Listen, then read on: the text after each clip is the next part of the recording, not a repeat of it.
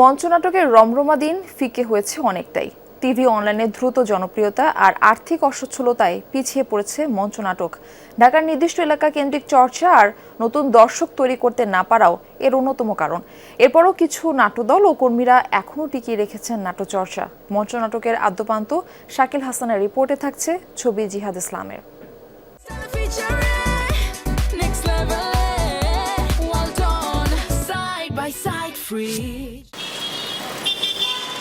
এই শহরে এখনো বিকেল আসে ক্লান্তিতে ভর করে।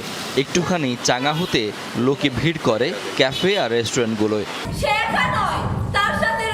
অথচ একটা সময় ছিল অন্যরকম। তখন ভিড় জমতো নাটক পাড়ায়, মহিলা সমিতি অথবা শিল্পকলায়। সেই দিন কি গেছে একেবারেই? সর্বশেষ মঞ্চ নাটক দেখেছি 10 বছর আগে। 70-এর দশকের তরুণদের সঙ্গে এখনকার তরুণদের রুচির তফাৎ থাকবে। এই ব্যাপারটা হচ্ছে যে আমাদের নাটকের সঙ্গে যারা যুক্ত আছেন তাদের বুঝতে হবে। একসময় নিয়মিত প্রদর্শনী হতো মঞ্চ নাটকের, মিলনায়তন পূর্ণ হতো দর্শকে। সেই দিন হয়েছে অতীত। 5 দশকের বেশি মঞ্চ নাটকের এই পথ চলা দেখেছেন মামুনুর রশিদ। আমাদের দেশের পলিটিশিয়ানদের এটা একটা সমস্যা বটে।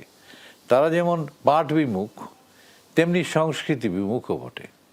এই দুটোর সমন্বয় ঘটিয়ে যেটা ঘটছে সেটা হচ্ছে যে এই থিয়েটারের প্রতি একটা বড় ধরনের অনীহা সৃষ্টি করার চেষ্টা করে সবসময়।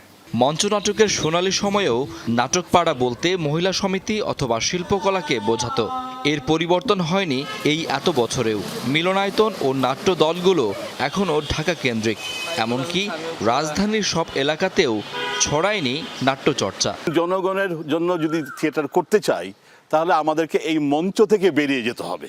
মঞ্চ থেকে বেরিয়ে গিয়ে উঠানে আপনার যে কোনো তেমাথায়, হাটে বা মানে ঘাটে, নৌকায় অথবা উপরে বিভিন্ন জায়গায় এই ধরনের যে নাটকের চর্চা, শুধু নাটক না, আমি শুধু নাটকের জায়গা থেকে দেখি না, আমি শুধু সাংস্কৃতিক চর্চাটাকে আমাদের জনগণমুখী করতে হবে, জনসম্পৃক্ত করতে হবে।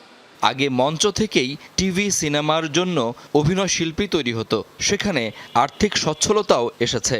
অন্যদিকে মঞ্চ নাটক এখনও চলছে নিজেদের অর্থায়নে। শিল্পটাকে যদি বাঁচিয়ে রাখতে হয় আমাদের কাজেরও দক্ষতা এবং নৈপুণ্য লাগবে, সেই সাথে কিন্তু আবার রাষ্ট্রের পৃষ্ঠপোষকতাও লাগবে। তরুণদের অনেকের অনীহার মধ্যেও নন্দিনী মঞ্চনাটকে এসেছেন নিজেকে বিকশিত করবার স্বপ্ন নিয়ে। স্কুল থেকেই করা সংস্কৃতি চর্চায় পরিবারের সমর্থন পেয়েছেন তিনি। অস্থিরতাটা কাটিয়ে উঠে আমরা যেন আরো সামনের দিকে এগোতে পারি, যে কিভাবে আরো ভালো মানুষ হওয়া যায়। আমার কাজের মাধ্যমে যদি এই চেঞ্জেসগুলো আসে, এই পরিবর্তনগুলো আসে, এটাই আসলে আমার স্বপ্ন বলা যেতে পারে, যে এই পরিবর্তনটা দেখতে চাই। রাজধানীর শিল্পকলা একাডেমি ঘিরেই এখনও চর্চা চলছে মঞ্চ নাটকের।